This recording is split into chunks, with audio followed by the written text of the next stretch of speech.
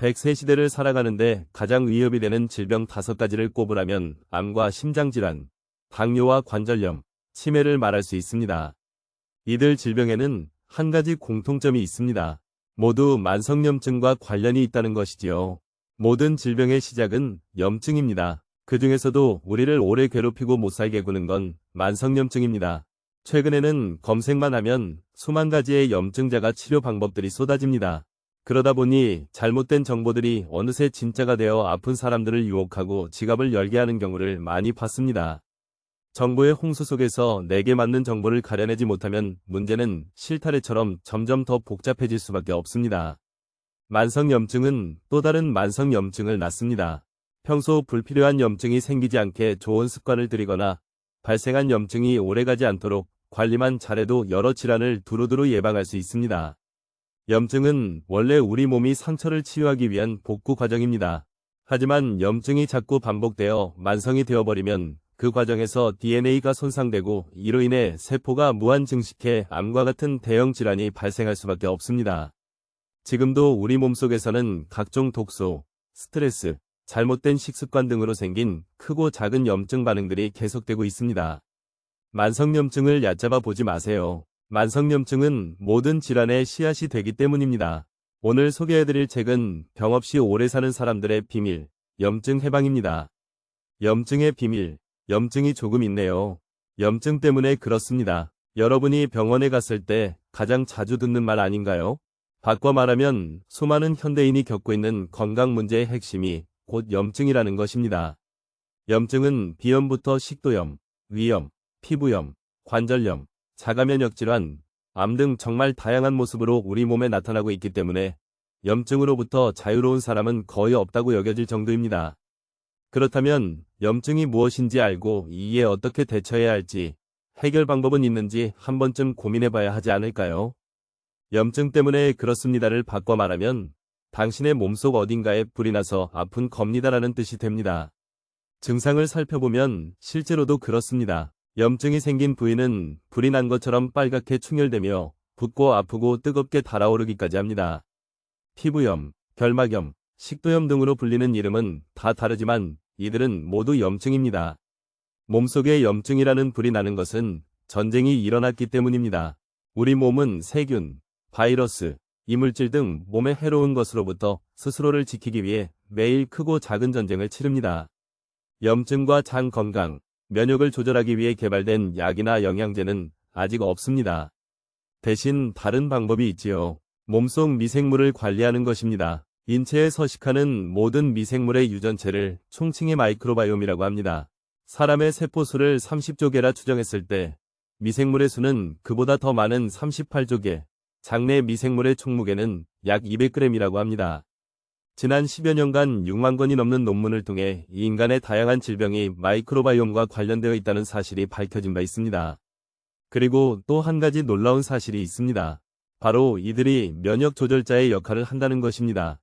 면역을 강화하거나 약화하기도 하고 염증 반응을 조절하고 심지어 뇌가 기능하는 방식까지도 통제하는 등 다양한 방식으로 우리 몸의 면역과 상호작용을 한다는 것이지요. 장은 장내 미생물이 일하는 공장입니다. 미생물은 장 공장에서 먹고 자고 활동하면서 건강에 매우 유리한 물질을 만들어주는데요. 면역 균형을 잘 유지하기 위한 첫 번째 조건은 장 공장이 활발하게 돌아가는 것입니다. 내 몸 반려균과 함께 사는 법. 매일 햄버거만 먹는다면 무슨 일이 생길까요? 이를 밝혀내기 위해 팀 스펙터 교수는 10일간 햄버거만 먹은 사람의 장내 미생물 변화를 관찰하는 실험을 실시했습니다. 그 결과는 가히 충격적이었습니다. 장에는 약 1400가지 박테리아가 존재하는데 그중 40%가 파멸된 것입니다. 이 실험 결과를 통해 우리는 다음과 같은 답을 구할 수 있었습니다. 인간이 미생물을 위한 음식을 따로 섭취하지 않는다면 장내 미생물은 굶어 죽을 수밖에 없으며 종류의 다양성 역시 현저히 감소한다는 사실입니다. 이는 곧 잦은 염증의 원인이 됩니다. 면역을 조절하는 힘을 키우려면 우리는 장내 미생물, 즉 장내균들을 잘 대접해야 합니다. 장내 미생물들이 가장 기본적으로 섭취하는 것은 섬유소입니다. 일반 성인 기준 섬유소의 하루 권장 섭취량은 20에서 25g인데 가공식품을 주식으로 하는 경우 섬유소가 늘 부족할 수밖에 없습니다. 섬유소는 건강을 지키기 위한 필수 영양소로 분류되며 장 공장을 활발히 돌리는 연료이기도 합니다. 이는 곧 충분히 섭취하지 않으면 면역 조절력에도 문제가 발생할 수도 있다는 말입니다. 그러니 평소 섬유소가 부족하지 않도록 섭취에 신경 써야 합니다. 배에 가스가 차고 방귀가 자주 나온다면 3가지 습관을 피하세요. 장이 건강한 사람은 늘 뱃속이 편안한데 그렇지 않은 사람은 수시로 배에 가스가 차고 방귀도 자주 나옵니다. 사실 방귀는 장에 쌓이는 가스를 배출하기 위한 생리현상이기에 하루에 10에서 20회 정도 나오는 것은 문제가 되지 않습니다. 다만 생활에 지장을 줄 정도로 속이 부글부글하거나 하루 20번 이상 방귀를 낀다면 이는 장내 미생물 총의 균형이 깨졌다는 신호일 가능성이 높습니다. 장내 가스는 대부분 장 속 미생물에 의해 생성되기 때문입니다. 특히 항생제를 자주 복용하거나 음주와 흡연을 하는 사람, 그리고 수면이 부족한 사람일수록 장내 환경이 쉽게 나빠질 수 있으니 주의해야 합니다. 이런 상황에서는 좋은 음식을 먹어도 장에서 잘 받아들이지 못해 소용이 없습니다. 항생제, 술, 담배를 자주 접하는 습관과 수면 부족을 개선하는 것 외에 일상에서 반드시 버려야 할 습관 3가지가 있습니다. 첫 번째는 급하게 먹는 습관을 버려야 합니다. 음식을 허겁지겁 빨리 먹으면 공기를 많이 삼키게 되고 대량의 공기가 위장을 따라 들어가게 됩니다. 이때 우리가 입으로 마신 공기는 배속 가스의 원인이 될 수 있습니다. 따라서 가스가 자주 차는 분이라면 평소 급하게 먹는 습관이 있는지를 꼭 확인해 보세요. 음식은 한 번에 30번 이상 씹고 20분 이상 천천히 식사하는 습관을 들여야 장이 편안해집니다. 두 번째는 긴장하는 습관을 버려야 합니다. 지나치게 긴장하면 자연적으로 장도 긴장합니다. 장에는 엄청난 숫자의 신경세포가 있어 함께 반응하기 때문입니다. 장신경이 긴장하면 장 근육이 경직되어 잘 움직이지 않게 되고 장 근육이 과민 반응하면 과도한 수축 운동으로 이어지기도 합니다. 이렇게 되면 가스가 쉽게 찰 뿐만 아니라 복통, 설사, 변비도 자주 나타날 수 있는데 이러한 상태가 반복적으로 지속되는 상태를 과민성 대장증후군이라고 합니다. 방귀가 자주 나오고 더불어 통증이나 배변에 문제가 동반된다면 혹시 과민성 대장증후군일 수 있습니다. 과민성 대장증후군은 정신적인 긴장과 스트레스로 촉발되는 경우가 많기 때문에 마음가짐을 편안하게 하는 것이 중요합니다. 장 건강을 위해 버려야 할 마지막 습관은 찬물을 마시는 습관입니다. 찬물을 마시면 위장관의 온도가 즉각적으로 떨어집니다. 온도가 떨어지면 위장관의 운동성도 함께 줄어드는데요. 이때 우리 몸은 위장관의 온도를 다시금 높이기 위해 많은 에너지를 사용합니다. 얼마 정도의 시간이 지나면 장의 움직임은 회복되는데 여기에 또 찬물을 끼얹게 되면 운동성은 다시 뚝 떨어집니다. 이러한 일이 반복되면 위장관 전체의 연동운동도 점점 무력해집니다. 즉, 잘 안 움직이게 되지요. 이 경우 음식물이 장에 머무르는 시간은 길어질 수밖에 없습니다. 결과적으로 음식물이 장내 미생물에 의해 오랜 시간 발효되면서 가스가 차고 수분을 빼앗긴 대변으로 인해 변비가 생기게 되는 것입니다. 특히 변비가 있는 사람이라면 찬물, 찬 음료를 멀리하는 습관에 익숙해져야 합니다. 혹시 나도 자율신경 실조증이 아닐까? 자율신경 실조증이 의심된다면 집에서 먼저 테스트해 볼 수 있습니다. 앞서 여러 장기 중에서 교감신경과 부교감신경의 세력 균형이 즉각적으로 민감하게 드러나는 것이 심장이라고 했습니다. 따라서 가장 간단한 방법은 자신의 맥박수를 재는 것입니다. 맥은 너무 빠르게 뛰어도 너무 느리게 뛰어도 문제가 됩니다. 심장 상태를 반영하는 것이 곧 맥이니까요. 평소 자신의 맥박수를 체크해 둔다면 자율신경 상태를 가늠해 볼 수 있는 지표로 삼을 수 있습니다. 안정시 측정값을 기준으로 성인의 맥박수는 분당 60에서 80회 정도 뛰는 것을 가장 건강한 상태로 봅니다. 맥이 너무 빠르거나 느리다면, 그리고 자각 증상들이 동반된다면 자율신경의 불균형이 시작되었음을 의미합니다. 실제로 연구 결과들을 살펴보면 안정시 맥박을 분당 60에서 89회로 유지하는 그룹보다 90회 이상 뛰는 그룹의 심혈관 질환 발생률과 심근경색으로 인한 사망률이 2.7배나 높은 것으로 나타났습니다. 당뇨 위험도 3배 이상 높아지고요. 유방암 환자를 추적 관찰한 연구에서도 1분 맥박수가 85회 이상이면 65회 이하인 사람보다 재발률이 높고 생존율은 낮은 것으로 밝혀졌습니다. 그러니까 심장이 계속 불필요하게 빨리 뛴다면 이는 수명을 단축하는 일이 됩니다. 사실 자율신경 실조증은 당사자는 불편한 증상들을 느끼더라도 혈액검사나 엑스레이, 위내시경, 심장검사 등의 결과에서는 별다른 이상이 없다고 나오는 경우가 많습니다. 한의학에서는 이러한 상태를 미병이라고 봅니다. 아직 질병은 아니지만 그렇다고 건강하지도 않은 상태를 말합니다. 미병은 질병과 건강 사이에 위치합니다. 내가 어떻게 하느냐에 따라 건강 쪽으로 나아갈 수도 있고 심각한 질병으로 진행될 수도 있는 상태라는 뜻입니다. 그렇기 때문에 자율신경의 이상 징후가 나타난다면 결코 방치해서는 안 됩니다. 적극적으로 관리해서 다시 좋은 상태로 회복하는 것이 중요합니다. 그래야만 만성염증에서도 멀어질 수 있습니다.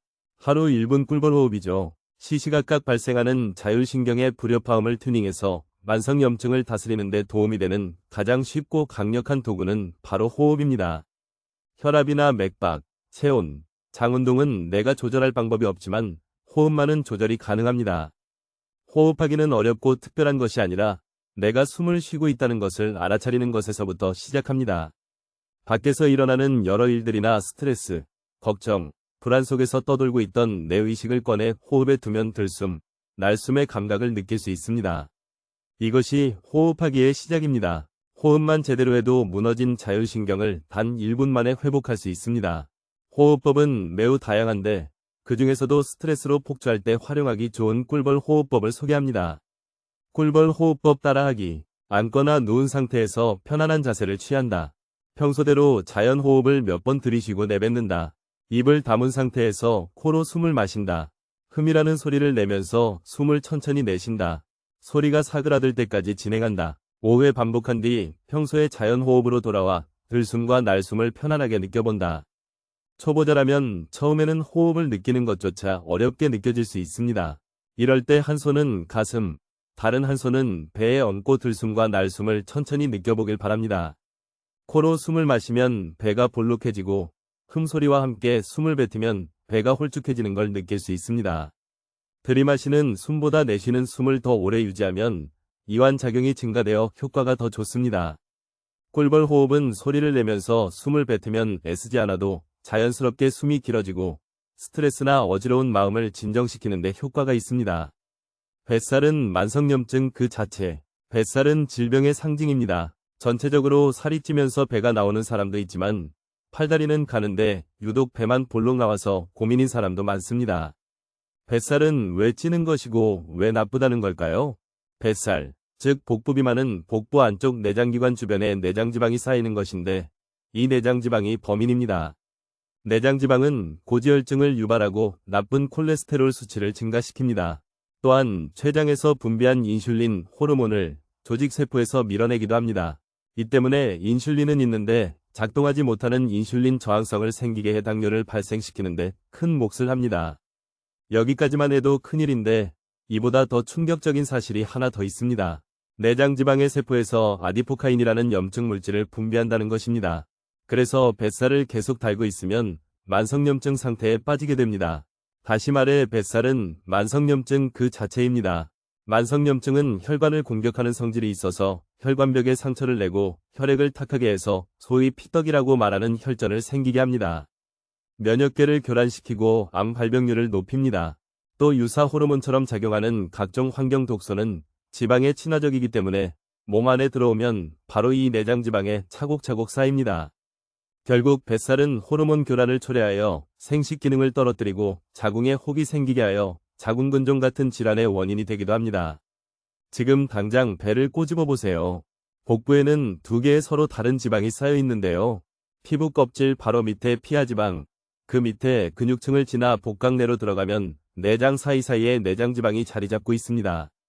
피하지방과 내장지방 중에서 만성염증의 주범이 되는 것은 내장지방입니다.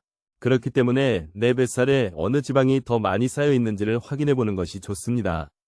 지금 뱃살을 한번 꼬집어 보세요. 뱃살의 두께가 약 2cm 이상이면 피하지방 위주로 뱃살이 구성되었다고 보면 됩니다. 내장지방은 근육 밑에 있어 손가락으로는 잘 잡히지 않거든요. 허리둘레를 쟀을 때 남성은 90cm 이상, 여성은 85cm 이상이면 복부 비만으로 진단하는데요. 핀치 테스트를 했을 때 허리둘레는 기준치 이상인데 뱃살이 딱딱해 잘 잡히지 않으면 내장지방일 가능성이 높습니다. 내장지방 다이어트 10계명. 복부비만인 사람이 만성염증에서 벗어나려면 먼저 뱃살부터 빼셔야 합니다. 그렇다고 해서 유행하는 각종 다이어트 방법이나 보조제에 제발 현혹되지 마세요. 몸에 가장 자연스럽고 지속할 수 있는 방법이어야 합니다. 첫 번째, 식사는 길게 하기. 평소에 복부비만이라는 것이 뭔지 모를 정도로 뱃살이 잘 찌지 않는 사람들에게는 한 가지 공통점이 있습니다. 음식을 천천히 오래오래 씹어 먹는다는 것입니다. 반대로 살이 쉽게 찌는 사람들은 식사할 때 허겁지겁 급하게 먹는다는 특징이 있습니다. 빨리 먹을 경우 뱃살이 쉽게 찔 수밖에 없는데 그 이유는 인슐린 때문입니다. 급하게 먹는 속도만큼 혈당이 치솟고 이를 조절하기 위해 췌장에서는 인슐린을 과잉 분비하게 되는데요. 혈중 인슐린 수치가 높으면 지방이 쉽게 쌓여 살이 잘 찌는 체질로 변합니다. 식사를 20분 이상 천천히 하는 습관을 들이면 뱃살이 잘 찌지 않습니다. 일 때문에 바빠서 제때 식사를 못하고 시간이 날 때 급하게 먹을 수밖에 없다는 분들이 있는데 이런 경우 뱃살뿐 아니라 위장병까지 평생 달고 살 가능성이 높습니다. 건강을 위해서라도 20분의 식사 시간만큼은 확보하면 어떨까요? 두 번째, 수시로 물 마시기. 우리 몸에서 노폐물이 빠져나갈 수 있는 유일한 방법은 땀과 대변, 소변을 통해서인데 모두 물이 있어야만 가능합니다. 일단 노폐물이 잘 빠져나가야 좋은 것을 채울 수 있습니다. 노폐물을 비우고 활력을 주는 영양소로 채우는 순환 사이클이 활성화되면 신체의 흐름이 굉장히 원활해집니다. 우리 몸속으로 들어가면 우리 몸은 소화, 흡수하고 대사시키고 배출하기 위해 바삐 움직입니다. 물을 대사시키는 과정에서도 칼로리가 소비됩니다. 그래서 물을 마시고 배출시키는 것만 잘해도 다이어트 효과가 극대화됩니다. 또한 물을 마시면 장운동을 촉진해서 변비를 해소하는 효과도 얻을 수 있습니다. 세 번째, 흰쌀밥을 현미밥으로 바꾸기. 한국인은 쌀밥이 주식이기 때문에 밥이 다이어트에 가장 큰 영향을 줍니다. 그래서 매일 먹는 주식을 흰쌀밥에서 현미밥으로 바꾸는 것만으로도 뱃살 감량의 효과를 볼 수 있습니다. 백미와 현미는 칼로리 면에서는 큰 차이가 없지만 흰쌀밥의 혈당지수는 70, 현미밥의 혈당지수는 55로 현미밥의 혈당지수가 흰쌀밥보다 현저히 낮습니다. 단, 소화에 어려움이 있어서 현미밥이 꺼려진다면 발화 현미밥을 시도해보세요. 네 번째, 밥은 소식하기. 식사할 때 밥을 많이 먹는 유형이 있고 반찬을 많이 먹는 유형이 있습니다. 뱃살이 걱정이라면 밥은 적게, 반찬은 다양하게 먹는 것이 도움이 됩니다. 밥의 양을 반 공기로 줄이고 대신 단백질 반찬, 해조류, 섬유질이 가득한 채소 반찬을 골고루 섭취하세요. 이렇게 하면 다이어트 과정에서 변비가 생기거나 영양결핍으로 탈모, 피부 노화 같은 부작용이 생길 가능성이 없습니다. 오히려 반찬을 통해 각종 비타민과 미네랄 등을 충분히 섭취함으로써 대사 과정을 촉진시켜 내장지방은 빠지고 덤으로 피부가 좋아지는 효과까지 얻을 수 있습니다. 다섯 번째, 단백질 충분히 섭취하기. 왜 자꾸 허기가 질까 하는 분들이 있다면 식단 체크를 해보시길 바랍니다. 밥이나 빵, 면과 떡 같은 탄수화물 위주로 먹는 사람들은 자주 배가 고픕니다. 식사한 지 얼마 되지도 않았는데 배가 금방 꺼지는 일이 빈번하지요. 굶주림을 참는 다이어트는 오래가지 못합니다. 든든함을 유지하고 근육 손실을 방지하려면 충분한 단백질 섭취가 매우 중요합니다. 하루 적정 단백질 섭취량은 체중 1kg 당 1g 정도로 계산하면 되는데 예를 들어 몸무게가 60kg이라면 하루에 60g 정도의 단백질이 필요한 셈입니다. 그리고 저녁 혹은 주말에 몰아서 섭취하는 것보다 식사할 때마다 두부, 콩, 생선, 계란, 닭고기 같은 단백질을 골고루 섭취해야 효율이 올라갑니다. 여섯 번째, 저녁 식사 가볍게 하기. 아침과 점심은 상황에 따라 바뀌더라도 저녁 식사만큼은 세 끼 중에서 가장 단출하게 먹는 것이 중요합니다. 저녁에 기름지고 칼로리가 높은 음식, 그리고 술까지 곁들여서 만찬을 하는 것이 습관이 되면 뱃살이 야금야금 늘어날 수밖에 없습니다. 일곱 번째, 간식 챙겨 먹기. 간식, 잘만 활용하면 내장 지방을 빠르게 없애는 데 도움이 됩니다. 이는 배가 고프지도 않는데 주전부리를 챙겨 먹으라는 말이 아닙니다. 사람마다 활동량은 다 다른데 바쁘게 일하는 경우에는 아침과 점심, 점심과 저녁 식사 사이에 허기가 찾아올 수 있습니다. 허기진 상태에서 식사를 하게 되면 백발백중 폭식과 과식을 하게 되지요. 그래서 이럴 때는 식사의 허기를 면할 정도로만 간식을 먹는 것이 좋습니다. 다이어트용 간식으로는 아몬드, 캐슈너트, 해바라기씨 같은 견과류, 카카오 99%의 다크초콜릿 2조각과 물 혹은 당근이나 샐러리 같은 채소 스틱 정도가 적절합니다. 8번째, 설탕을 멀리하기. 설탕은 중독성이 강합니다. 한번 먹게 되면 계속해서 당기는데 먹으면 먹을수록 몸을 망가뜨립니다. 설탕은 뇌의 쾌락 중추를 자극해 도파민을 분비시켜서 기분을 좋아지게 하는데 이 회로를 자주 사용하면 내성이 생기기 때문입니다. 그 결과 더 많은 도파민 분비를 위해 더 많은 설탕을 찾는 중독 현상이 발생하게 됩니다.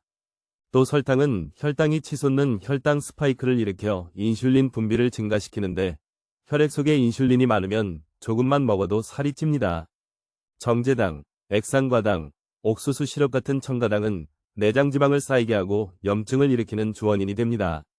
집에서 요리할 때만이라도 설탕 사용을 최소화하고 평소에도 설탕이 들어간 가공식품은 멀리하면서 건강을 적극적으로 챙기시길 바랍니다. 9번째, 걷기 운동하기. 내장 지방을 태우려면 대사 과정에서 산소가 필요합니다. 그래서 산소를 쓰는 유산소 운동을 반드시 하셔야 합니다. 유산소 운동 중에서는 오래 하더라도 지치지 않는 운동이 효과적인데 그 이유는 지방을 분해하고 녹이려면 시간이 오래 걸리기 때문입니다. 그래서 내장지방 다이어트 시 가장 추천하는 운동 중 하나가 걷기 운동입니다. 제대로만 걸으면 달릴 때보다 더 빠르게 지방을 연소시킬 수 있습니다. 특히 아침 공복의 걷기 운동은 뱃살을 빼는데 가장 효과적이고요. 그런데 주의할 점이 있습니다. 아침 공복에 하는 걷기 운동은 자칫 근육 손실도 불러올 수 있습니다. 이 때문에 팔다리가 가늘고 근육량이 적은 사람은 주의가 필요합니다. 반면에 전체적으로 비만이면서 근육량과 체지방이 많은 분들이라면 매일 45분에서 1시간 정도는 꾸준히 걷기를 바랍니다. 10번째, 모든 것을 습관화하기. 내장지방 다이어트 10계명의 마지막은 지금까지 나열한 9가지를 습관화하는 것입니다. 한꺼번에 다 성공하려고 하면 부담스러운 숙제가 되니 가장 쉽게 해볼 수 있는 한 가지를 선택해서 시작해보세요. 아침에 일어날 때 컨디션이 좋아지거나 몸이 가볍다거나 피부가 맑아지는 등 기분 좋은 변화들이 찾아올 겁니다. 이런 변화들을 스스로 느끼게 되면 다이어트 10계명은 더 이상 숙제가 아니라 나를 돌보는 습관이 됩니다. 처음엔 위기의식 때문에 시작했더라도 좋은 것을 체험하고 나면 해야만 했던 것이 하고 싶은 것으로 바뀌게 됩니다. 마음가짐이 달라지는 것이지요. 내장지방을 빼고 만성염증으로부터 하루빨리 벗어나는 것도 좋지만 내 몸과 마음이 건강하게 변화해가는 그 과정도 충분히 즐겼으면 좋겠습니다. 뱃살 금기 음식 3가지. 뱃살을 찌우는 음식으로 한국인이 가장 주의해야 하는 것은 탄수화물입니다. 밥을 주식으로 하고 정제된 탄수화물을 계속해서 자주 먹는 식습관은 탄수화물 과잉 섭취를 부릅니다. 에너지로 쓰이고 남은 잉여 탄수화물은 고스란히 지방의 형태로 바뀌고 복부의 내장지방으로 저장되기 때문에 주의해야 합니다. 우리가 자주 사 먹거나 배달 음식으로 시켜 먹는 음식 중 알게 모르게 탄수화물 폭식을 부르는 음식들이 있습니다. 그 중에서도 지금 소개할 3가지 음식은 늘어나는 뱃살과 만성염증 때문에 고민하는 분들이라면 조금은 멀리하시는 것이 유리합니다. 첫 번째, 초밥. 초밥은 가공 없이 날 것으로 섭취하는 데다 장인정신, 고급스러운 이미지 때문에 건강식으로 여기기 쉽습니다. 그러나 초밥은 패스트푸드와 크게 다르지 않습니다. 실제로 초밥은 거리에서 빠르게 대량의 식사를 제공하기 위해 준비된 음식으로 포장마차에서 팔았다고 합니다. 별도의 반찬 없이 먹는 형태라 회전초밥집에 가면 순식간에 접시가 쌓이는 경험도 해보셨을 겁니다. 초밥은 먹는 속도가 굉장히 빠르고 혈당을 빠르게 치솟게 하는 음식입니다. 그런 초밥이 내장지방의 적이 되는 이유는 또 있습니다. 초밥에는 설탕이 들어간다는 사실이지요. 초밥에 사용되는 밥은 식초와 설탕, 소금을 섞은 단촛물로 간을 합니다. 그러니까 냉정하게 따져보면 초밥은 탄수화물과 설탕과 식초의 콜라보입니다.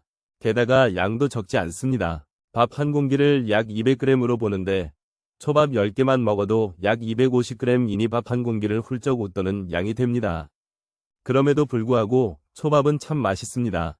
이 맛있는 초밥을 내장지방 걱정 없이 좀 더 건강하게 즐기려면 밥의 양을 절반 정도 털어내는 것이 좋습니다. 천천히 오래 씹는 것은 기본이고요. 물론 다이어트 중이라면 초밥보다는 회를 선택하는 것이 더 나은 선택입니다. 2번째, 짜장면. 평소 직장인들이 점심으로 가볍게 즐기는 짜장면은 1인분이 약 864칼로리나 되는 꽤 무거운 한 끼 식사입니다. 무려 공깃밥 3그릇과 맞먹는 칼로리지요. 조리법에 따라 조금씩 다르겠지만 보통은 재료들을 기름에 가열하는 방식으로 제조하기 때문에 내장지방 축적에 최적화된 메뉴라고 할 수 있습니다. 하지만 높은 칼로리보다 더 주의해야 할 것이 있습니다. 캐러멜 소스를 넣은 춘장인데요. 춘장은 과거 오랜 발효 과정을 통해 자연스럽게 검은색을 띠도록 만들었는데 요즘에는 캐러멜 색소와 감미료를 넣어 대량 생산하는 경우가 많아졌습니다. 춘장 소스는 춘장에 식용유와 돼지기름을 넣고 볶아 만드는데 캐러멜 소스가 열과 만나 산화되면서 최종 당화산물, 즉 당독소를 만들어냅니다. 당독소는 몸에서 빠져나가지 않고 혈관벽에 들러붙어 혈관을 녹슬게 하며 염증을 일으키기 때문에 주의해야 합니다. 짜장면을 건강하게 즐기려면 번거롭더라도 짜장 소스를 직접 만들어 먹는 것이 좋습니다. 세 번째, 떡볶이. 떡볶이는 한국인의 소울푸드지만 안타깝게도 떡볶이 떡과 소스 조합은 내장지방에 치명적입니다. 떡은 고밀도 탄수화물이기에 내장지방을 쉽게 쌓이게 하고 설탕을 듬뿍 넣은 떡볶이 소스는 전분과 당의 함량이 매우 높기 때문이지요. 요즘에는 집에서 만들어 먹을 수 있는 밀키트 제품도 많이 출시됩니다. 모든 제품에 해당되는 사실은 아니지만 대부분 원재료를 확인해보면 떡볶이 국물에도 진한 맛과 풍미를 위해 춘장이나 짜장 분말이 첨가되어 있는 경우가 있습니다. 이는 짜장면과 마찬가지로 당독소 함유량이 높은 음식이라는 뜻입니다. 특히 당뇨 환자는 삼가야 할 음식이고 복부비만과 고지혈증이 있는 사람도 자주 먹어서는 안 됩니다. 영양 간식으로 떡볶이를 먹고 싶다면 집에서 만들어 먹는 것이 가장 좋습니다. 적극적인 내장지방 다이어트 중이라면 곤약떡을 사용하면 살찔 걱정 없이 맛있게 떡볶이를 즐길 수 있습니다. 근손실을 부르는 최악의 운동 습관 3가지. 운동은 무조건 열심히 한다고 건강에 좋은 것이 아닙니다. 잘해야 합니다. 잘못된 운동 습관을 가지고 있다면 관절을 상하게 할 뿐만 아니라 근손실을 불러와서 염증을 없애는 효과도 기대하기 어렵습니다. 그 중에서도 반드시 피해야 할 3가지 운동 습관이 있습니다. 꼭 숙지하셔서 운동한 만큼 효과를 보고 만성염증에서도 벗어나시길 바랍니다. 근손실을 일으키는 첫 번째 나쁜 습관은 오버트레이닝입니다. 과유불급이라는 말은 운동에도 적용이 되는데요. 우연히 참석한 모임에서 하루 3만보 걷기를 한다는 60대 CEO를 뵌 적이 있었습니다. 새벽 4시에 회사에 출근해 4시간 동안 걷고 별다른 운동은 안 한다고 했으니 매일 유산소 운동만 4시간씩 하는 셈입니다.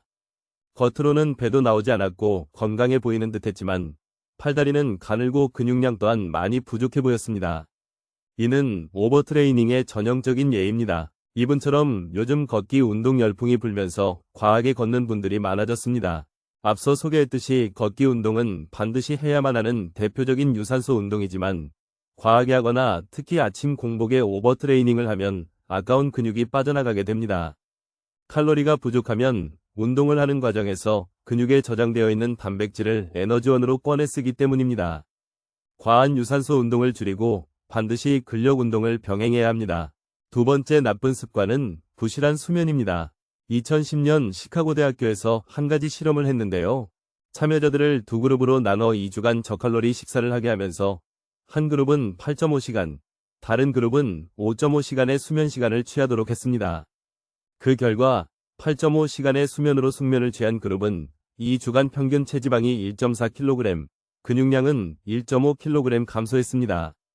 반면 5.5시간을 수면 시간으로 생활했던 그룹은 평균 체지방이 0.6kg, 근육량은 2.4kg이나 감소했습니다. 수면이 체지방과 근육에 미치는 영향을 비교해본 실험이었는데요. 수면이 부족한 그룹은 체지방 감소 속도가 더딘 반면 근육량은 빠르게 감소하는 경향을 보였습니다. 이 실험을 통해 우리는 수면 시간이 다이어트와 근육에 적지 않은 영향을 끼친다는 사실을 짐작할 수 있습니다. 바쁘게 생활하는 현대인이 운동 시간을 낸다는 건 어려운 일입니다. 그래서 잠자는 시간을 줄여가며 운동하는 분들이 늘어나고 있는데 이는 오히려 건강에 독이 된다는 사실을 기억하셔야 합니다. 수면이 부족할 경우 대사량이 감소해 지방을 덜 태우고 근육 합성이 잘 되지 않도록 몸의 대사가 바뀝니다. 운동을 해도 근육이 잘 생기지 않고 효율이 떨어지며 피곤이 쌓이게 되지요. 이런 상태라면 일단 충분한 휴식과 수면을 취해야 합니다. 하루 운동했으면 다음 날은 쉬는 등 적절한 타협과 요령이 필요합니다. 마지막 세 번째는 부족한 영양 섭취입니다. 운동한 만큼 잘 먹어야 하는데 이 부분을 간과하면 오히려 근육이 빠져나갑니다. 다이어트를 위해 칼로리를 급격히 줄이고 운동량은 평소보다 급격히 늘리면 우리 몸은 에너지원으로 사용하기 위해 근육을 녹이기 시작합니다. 근손실이 일어나는 것이지요. 또 간편식이나 가공식품으로 간단히 식사를 때우면서 운동하는 경우에도 근육 합성에 필요한 영양소 섭취가 부족할 수밖에 없습니다. 우리 몸은 운동을 할 때 근육에 저장된 글리코겐을 사용해 에너지를 발산하는데요. 이 글리코겐이 사용되면서 단백질이 분해되고 근육 손상이 발생합니다. 이때 손상된 근육을 단백질로 보충해주지 않으면 근육의 회복이 더뎌지고 근육 호르몬 생성이 줄어듭니다. 운동과 동시에 단백질을 포함한 영양을 충분히 채워줘야 하는 이유죠. 영양을 고려하지 않은 무리한 식단을 고집할 경우 운동을 해도 근육은 계속해서 감소하게 될 것입니다. 염증을 없애는 근육 호르몬 효과를 제대로 보기 위해서는 무작정 운동을 늘리는 것이 답이 아닙니다. 좋은 운동 습관만이 건강한 몸을 만듭니다.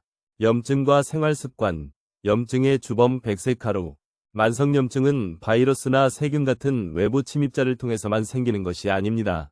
신체 내부의 요인으로 발생하는 만성염증도 상당한데 그중 만성염증을 일으키는 주범이 바로 설탕입니다. 설탕은 대부분 음식의 맛을 내거나 저장성을 높이기 위해 사용하는 매우 친숙한 재료입니다.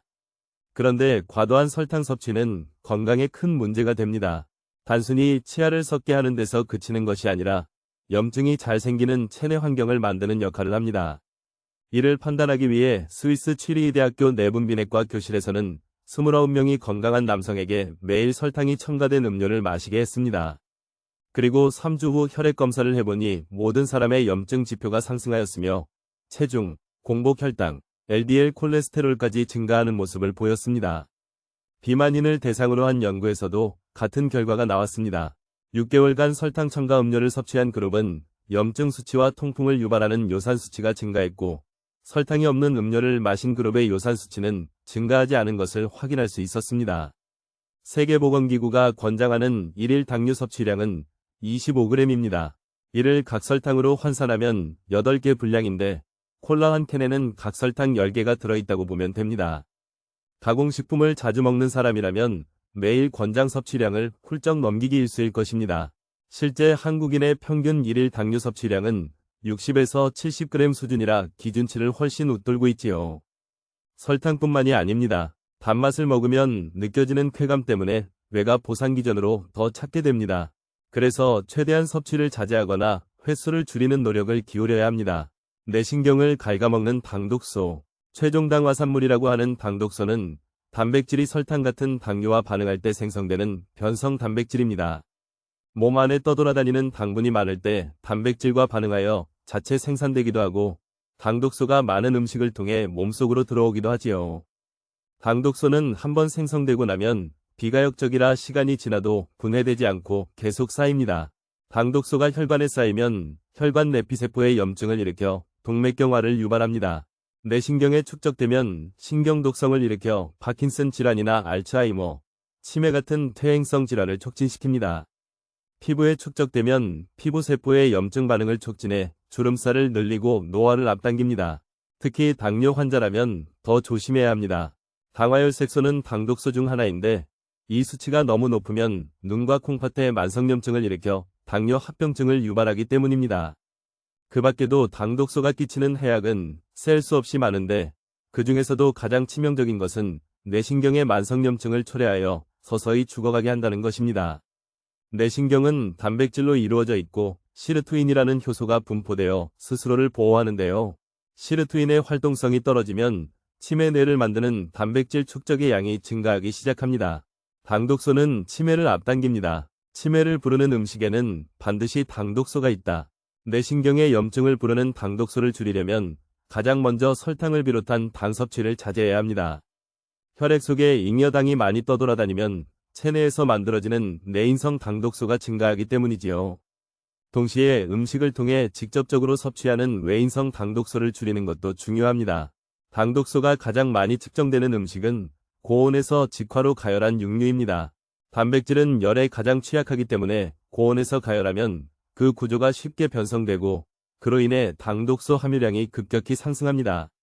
같은 재료를 요리할 때도 고온에서 굽거나 볶거나 튀기면 당독소가 증폭되고 물로 삶거나 찌거나 데치면 당독소 발생이 억제됩니다. 요리할 때 물을 매개체로 사용하면 직접 가열하는 것보다 온도가 덜 오르기 때문이지요.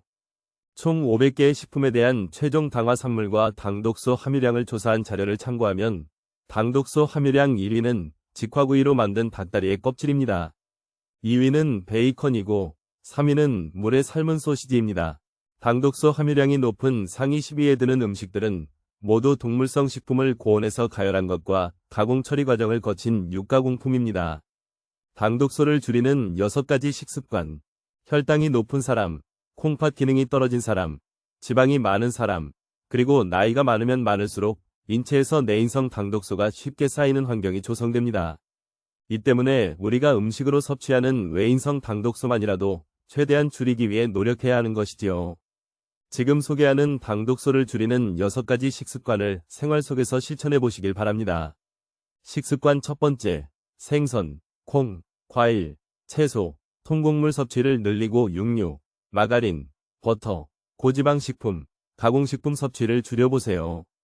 육류보다는 생선의 당독소 함량이 낮고 육류 중에서는 양고기가 소고기나 닭고기, 돼지고기보다 당독소 함량이 낮습니다.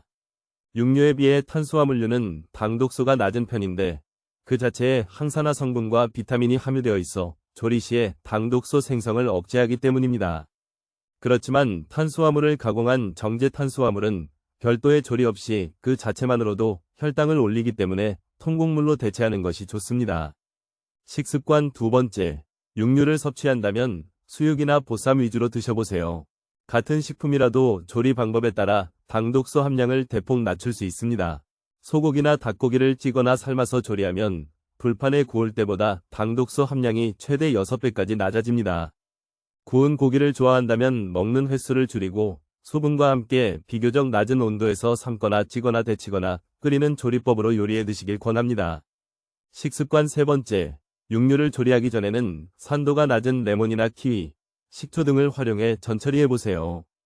보통 고기의 비린내를 없애거나 연육작용을 위해 전처리를 하곤 하는데 사실 이 방법이 고기를 부드럽게 할 뿐만 아니라 당독소 생성 억제에도 큰 도움이 된다는 사실을 확인할 수 있습니다. 식습관 네 번째, 식감이 촉촉한 음식을 위주로 드셔보세요. 요즘 에어프라이어를 사용하는 집이 많습니다. 그러나 건강을 생각한다면 에어프라이어 사용을 한 번쯤 고민해봐야 합니다. 에어프라이어의 작동 원리는 고온의 열풍으로 음식 속 수분을 겉에서부터 바짝 말리는 것이기 때문입니다. 그래서 삼겹살이나 닭고기를 에어프라이어로 조리하면 기름 없이 튀기더라도 당독소 함량은 대폭 상승합니다. 그럼에도 불구하고 먹어야 할 경우에는 바삭한 것을 살짝 제거하고 촉촉한 속 부분을 드셔보세요.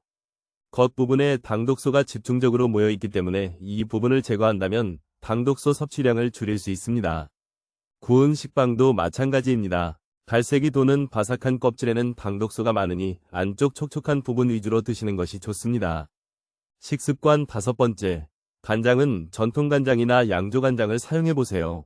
음식을 간장으로 오래 조리는 방식의 조림 음식도 당독소 생성량이 높은 편입니다. 간장보다는 소금 간을 적절히 해먹는 것이 더 좋지요. 대신 간장을 사용해야 한다면 메주를 띄워 숙성시킨 전통간장이나 콩 단백질을 자연 분해해서 만든 양조간장을 선택하시면 됩니다. 콩을 염산 같은 화학물질로 분해한 3분의 간장. 이것을 양조간장과 섞어 만든 혼합간장은 당독소 함량이 높기 때문에 피해야 합니다. 그냥 보면 다 똑같은 간장 같지만 뒷면의 라벨을 보면 어떤 종류의 간장인지 적혀 있으니 꼭 확인하고 구매하셨으면 합니다. 식습관 여섯 번째, 과일, 채소 속 플라보노이드 성분을 자주 섭취해보세요. 플라보노이드 성분 중 당독소 생성을 억제하는데 특히 도움되는 것이 케르세틴입니다. 활성산소로부터 혈관 노화를 막는 강력한 항산화제로 알려져 있습니다. 양파, 마늘, 생강, 블루베리, 사과, 케일 등에 풍부하게 들어있지요. 특히 양파와 마늘, 사과 같은 경우 육질보다는 껍질에 최대 100배의 케르세틴이 함유되어 있으니 껍질까지 잘 세척해 먹는 것이 좋습니다. 양파 껍질 속 케르세틴을 섭취하는 가장 간단한 방법은 껍질차를 끓여 매일 한 잔씩 마시는 것인데요. 케르세틴은 열에 강해서 1시간 정도는 끓여야 잘 용출되므로 푹 끓여서 달임차로 마시거나 육수로 활용하는 것도 좋은 방법입니다. 염증을 줄이는 생활습관 4가지. 현대인의 병은 대부분 생활습관병입니다. 식습관을 비롯한 일상의 습관들이 병을 만들고 키우기 때문이지요. 만성염증도 예외는 아닙니다. 운동도 열심히 하고 염증에 안 좋은 음식도 가려 먹는데도 염증으로 고생하고 계신가요? 생활 속 어떤 습관들이 염증성 체질을 만드는지 지금부터 알려드리겠습니다. 염증을 줄이는 습관 첫 번째, 숙면을 취하세요. 만성염증과 가장 큰 연관성이 있는 습관 중 하나가 수면 습관입니다. 수면은 아무것도 안 하고 그냥 누워 자는 시간이 아니라 염증에 노출되었던 내 몸을 건강한 상태로 복구하는 귀한 시간입니다. 실제로 수면과 우리 몸의 염증 지표가 어떤 관계가 있는지 약 72개 실험들을 종합적으로 분석한 연구가 진행된 바 있습니다. 수면 장애가 있을수록 염증 수치를 나타내는 수치가 증가하는 것으로 나타났습니다. 다시 말하면 숙면을 취하지 못할수록 염증이 잘 생기는 체질이 될 수 있다는 뜻입니다. 또 한 가지 흥미로운 점은 무조건 많이 잔다고 좋은 것은 아니라는 것입니다. 수면 시간이 8시간 이상인 경우에도 수치가 상승하는 것으로 밝혀진 바 있습니다. 숙면을 취하고자 한다면 7시간 정도가 가장 좋습니다. 수면도 습관입니다. 수면 시간을 일정하게 유지하면서 생체 시계를 잘 관리하는 것이 중요합니다. 오전에는 충분히 햇빛을 쬐고 낮에는 부지런히 움직이세요. 늦은 밤에 야식이나 TV 시청은 되도록 피하고 정해진 시간에 잠자리에 들어서 좋은 신체 리듬을 유지하는 습관을 갖길 바랍니다. 염증을 줄이는 습관 두 번째, 자주 움직이세요. 염증을 부르는 또 다른 습관은 오랜 좌식 생활입니다. 사람은 본래 움직이는 동물입니다. 우리 몸은 팔다리를 움직이며 걷고 뛰면서 근육이 수축, 이완할 때 혈액순환과 림프순환이 활성화되도록 설계되어 있습니다. 이 활동으로 인해 독소와 염증 물질이 체내에 쌓이지 않고 쉽게 배출됩니다. 그런데 여러분의 일상생활은 어떤가요? 직업에 따라 다르겠지만 대부분의 사람들은 종일 앉아서 일을 하고 공부하고 있습니다. 이런 습관은 염증을 다스리는데 매우 불리합니다. 따라서 평소 오래 앉아 지낼 수밖에 없는 사람에게 일주일 5회 이상의 꾸준한 운동은 선택이 아닌 필수입니다. 그런데 이미 만성염증에 시달리는 사람이라면 운동 횟수보다 중요한 것이 있습니다. 틈새 움직임이지요. 내내 앉아서 생활하다가 하루 1시간 운동만으로 움직임을 끝내기보다는 50분 앉기와 10분 움직이기를 반복하는 것이 원활한 순환을 유지하는 데 훨씬 효과적입니다. 짬짬이 일어나서 걷거나 스트레칭을 하는 것은 염증 물질의 배출을 촉진하면서 뇌 피로와 마음의 스트레스를 푸는 방법이기도 합니다. 염증을 줄이는 습관 세 번째, 스트레스를 키우지 마세요. 사실 모든 스트레스가 독이 되는 것은 아닙니다. 적당한 스트레스는 외부의 공격과 스트레스에 저항하고 극복하기 위해 분비되는 스트레스 호르몬, 즉 코르티솔이라는 호르몬 분비를 증가시키기 때문입니다. 코르티솔 호르몬은 뇌와 각종 장기에서 필요로 하는 에너지를 공급하고 동시에 염증을 억제합니다. 그래서 코르티솔 분비가 원활하지 않으면 만성염증에 시달릴 수 있습니다. 일시적인 스트레스가 해소되고 나면 상승했던 코르티솔 수치가 떨어지는데 만약 스트레스가 계속되면 코르티솔이 조절되지 못하고 과도하게 분비됩니다. 같은 스트레스도 어떻게 받아들이냐에 따라 병을 키우는 부정적인 디스트레스가 될 수도 있고 반대로 면역세포를 활성화시키고 염증을 다스리는 긍정적인 유스트레스가 될 수 있습니다. 미국의 한 연구 결과에 따르면 스트레스 받아라고 생각하는 사람들보다 나는 스트레스를 받지만 이것은 건강에 꼭 나쁜 영향을 미치진 않을 거야 하고 믿는 사람들이 훨씬 더 건강하게 장수하는 것으로 나타나기도 했습니다. 건강은 본인이 어떻게 마음먹느냐에 달려 있습니다. 당연한 말이지만 이는 변하지 않는 진리입니다. 염증을 줄이는 습관 네 번째, 물을 챙기세요. 염증에 좋은 음식을 많이 섭취한다 하더라도 몸에 독소가 많이 쌓여 있으면 효과를 보기 어렵습니다.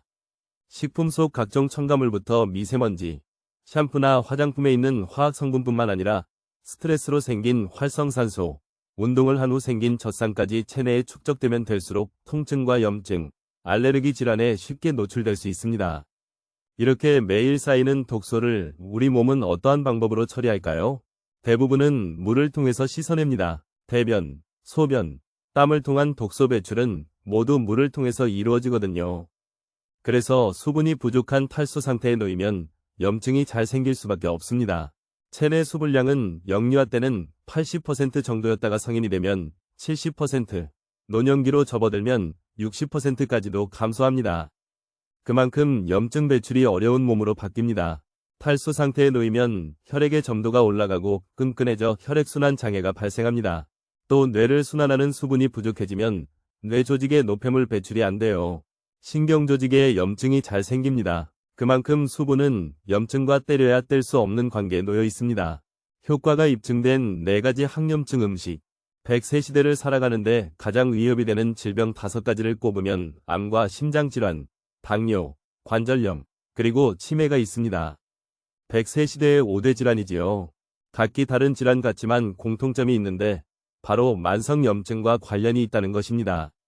누구도 원치 않는 위험질환이 생기는 원인에는 늘 염증이 깔려 있습니다. 한의학에서도 급성염증부터 만성염증까지 염증을 다스리는 천연약재 종류가 매우 다양합니다. 염증을 치료하는 식품이나 영양소에 대한 연구 또한 한방에서 모두 활발하게 진행되고 있고요. 그 중에서도 염증을 없애는데 효과가 있는 음식 4가지를 소개합니다. 염증을 없애는 첫 번째 음식은 꿀풀과 식물입니다. 꿀풀과 식물의 특징은 향긋한 향인데 우리에게는 허브라는 이름으로 많이 알려져 있습니다. 대표적으로 박하와 로즈마리, 바질과 라벤더 등 다양하며 깻잎 같은 한국 전통 꿀풀과 식물도 있습니다. 이들이 내뿜는 향은 원래 식물이 스스로를 보호하고 생존하기 위해 만들어낸 휘발성 성분인데요. 특히 꿀풀과에 속하는 허브를 섭취하면 강력한 항염작용을 하는 것으로 학계에 보고되고 있습니다. 향이 특징인 박하도 항염 효과가 매우 뛰어나 한의학에서 오랜 시간 천연소염제로 사용하고 있습니다. 특히 피부염이나 구내염, 식도염과 위염처럼 상피 조직의 염증을 다스리는 작용이 탁월하지요. 또한 대부분의 꿀풀과 식물은 위장운동을 촉진시키는 강력한 힘을 가지고 있습니다. 그래서 식사 후에 입가심으로 박하사탕을 먹는 습관도 소화에 도움이 되긴 합니다만 설탕 성분이 많아 그리 추천하지는 않습니다. 대신 소화불량증이나 만성위염으로 오래 고생했던 분들이라면 식후에 박하차를 마셔보세요. 큰 효과를 볼 수 있을 것입니다. 염증을 없애는 두 번째 음식은 보라색 컬러푸드입니다. 우리가 먹는 식물에는 향만 있는 것이 아니라 색깔도 있습니다. 식물이 만들어내는 각종 유기화합물이 독특한 색소 성분을 내는 것인데요. 다양한 컬러푸드 중에서도 염증을 줄이는데 가장 직접적인 효과가 있는 것이 바로 보라색 컬러푸드입니다. 보라색 색소 성분이 풍부한 음식으로는 입술이며 손가락까지 온통 시커멓게 물들게 하는 오디오와 블루베리 같은 베리류, 포도, 가지, 비트 같은 채소, 흑미 같은 곡식이 있습니다. 보라색을 만드는 파이토케미컬 성분이 바로 안토시아닌인데 보라색에서부터 검정, 붉은색까지 컬러 스펙트럼을 만들어냅니다. 안토시아닌은 비타민C에 비해 활성산소를 제거하는 능력이 2.5배 뛰어나며 염증과 노화로부터 세포 손상을 막는 방패 역할을 합니다. 주의할 점은 보라색 컬러푸드 중에 성질이 냉한 것에 속하는 식품이 많이 있다는 사실입니다. 특히 체질이 냉하거나 위장이 냉한 사람이 냉한 식품을 과잉 섭취할 경우 기초 체온이 떨어지고 묽은 변이나 설사가 나올 수 있으므로 주의가 필요합니다. 염증을 없애는 세 번째 음식은 오메가3입니다. 염증을 없애는 효과가 입증된 성분 중 하나입니다. 오메가3는 혈관을 깨끗하게 하고 콜레스테롤을 낮추는 작용이 있어 심장병 발생률을 낮추며 두뇌 건강에도 필수인데요. 최근에는 염증 제거 효과까지 더해져 재조명을 받고 있습니다. 오메가3가 체내에서 프로텍틴과 레졸빈이라는 항염증 물질을 생성하여 만성염증을 억제하는 효능이 있다는 연구 결과가 발표되었기 때문입니다. 오메가3는 체내 합성이 되지 않기 때문에 반드시 따로 섭취해야만 하는데 고등어, 꽁치, 멸치 같은 생선에는 EPA, DHA 같은 오메가3가 풍부하니 자주 섭취하면 좋습니다. 견과류와 씨앗에는 알파리놀렌산이라는 오메가3가 풍부합니다. 이 성분은 염증 반응성 단백질인 CRP 수치를 낮추는 것으로 알려져 있지요. 기름류 중에서는 들기름에 가장 풍부합니다. 최근 오메가3의 여러 효능들이 알려지면서 보충제도 많이 판매되고 있는데 아무리 몸에 좋은 지방이라도 일일 총열량의 10% 이상을 섭취하면 오히려 콜레스테롤 양이 증가할 수 있습니다. 또한 지나치게 많은 양을 섭취할 경우 출혈을 억제하지 못해 뇌출혈로 이어질 수 있기에 기저질환이 있는 사람이 오메가3를 영양제로 복용할 때는 꼭 주치의와 상의 후 복용 여부를 결정해야 합니다. 염증을 없애는 네 번째 음식은 황성분이 풍부한 음식입니다. 유기황 화합물이 풍부한 음식도 염증을 없애는데 탁월한 효과를 보이고 있습니다. 황은 유황온천이나 암석에서 많이 발견되는 성분이자 인체를 이루는 주요 구성 성분이기도 합니다. 머리카락을 태우면 나는 불쾌한 냄새가 바로 황성분 때문이지요. 황은 체내에서 여러 역할을 하는데 특히 간 해독 기능을 활성화하기 때문에 만성염증을 다스리는 데 도움이 됩니다. 이 유기황 화합물이 풍부한 음식으로는 마늘과 부추, 파와 양파 같은 백합과 채소를 비롯해 배추와 무, 양배추 같은 십자화과 채소가 있습니다. 재미있는 것은 앞서 나열한 채소들이 함께 버무려진 것이 다름 아닌 김치라는 사실입니다. 너무 짜거나 매운 김치는 혈압을 높이고 콩팥에도 안 좋은 영향을 주지만 간을 적당하게 맞춰 적정량을 섭취하면 만성염증을 다스리는 데 도움이 되는 항염증 푸드가 됩니다.